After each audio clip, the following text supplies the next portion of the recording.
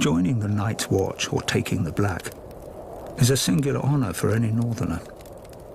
For it was in the north, some 8,000 years ago, that the first men drove back the White Walkers, erected the wall, and established the sworn brotherhood that would guard the realm and its people from the dangers beyond.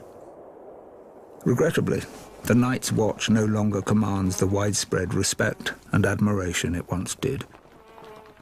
While House Stark and other houses in the northern regions continue to recognize its vital importance to the safety and stability of the realm, this view is not shared by the powerful houses of the southern kingdoms or their subjects. Most regard the Watch as a misguided, obsolete order made up of useless outcasts. Admittedly, the current Night's Watch is a shadow of its former glory. Their numbers have dwindled to less than 1,000. Of the 19 castles along the wall, only 3 are functional: the Shadow Tower, Castle Black, and East Watch by the Sea. And the Watch's mandate of adding to the wall has been abandoned entirely. There are barely enough resources to maintain it.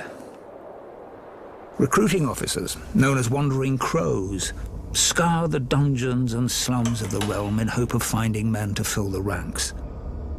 While there is still the occasional highborn volunteer, the newest recruits are almost entirely made up of lowly criminals.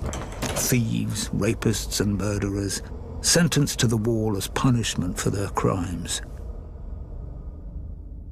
The decline of this once fabled order is troubling, as the danger it guards against is all too real.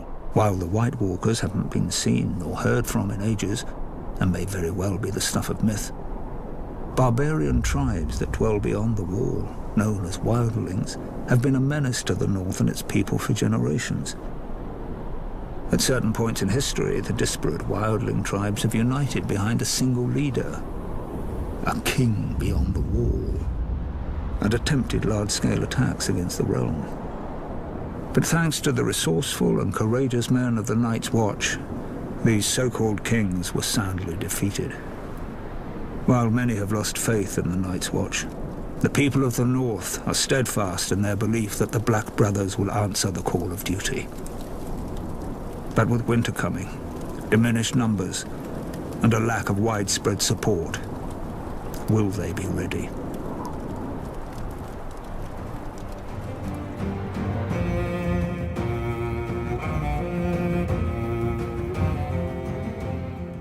Long ago in the wintry north, an army of demons emerged from beneath the icy ground and spread darkness and despair across the land. Astride their monstrous spiders, flanked by giants, they wreaked havoc on the innocent, slaughtering thousands. All hope was lost until the fearless warriors of the first Night's Watch drove them back into the wintry mountains and built a magic wall to keep them from ever invading again. These stalwart brothers in black continue to protect us even to this day from the evils that lurk in the shadows. An absurd lie. A fairy tale spun by many a wet nurse in the north. To be sure, a giant wall does exist. The triumph of engineering, perhaps, but not of magic. As for the Night's Watch, there may have been a time centuries ago when there was prestige and honor in the miserable monastic life of a Black Brother. But now, the wall has become a glorified penal colony, full of outcasts, criminals, and assorted ne'er-do-wells. Today, a typical man of the Night's Watch most likely started out a lowly beggar, or a rapist, or a village idiot.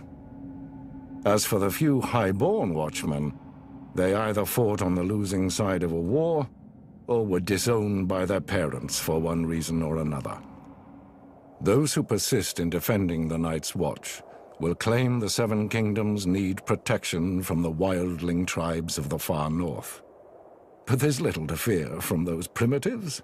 They're a nuisance, but not sophisticated or powerful enough to be a significant threat to the realm.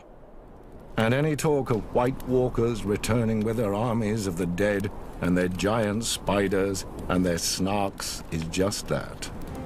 Talk.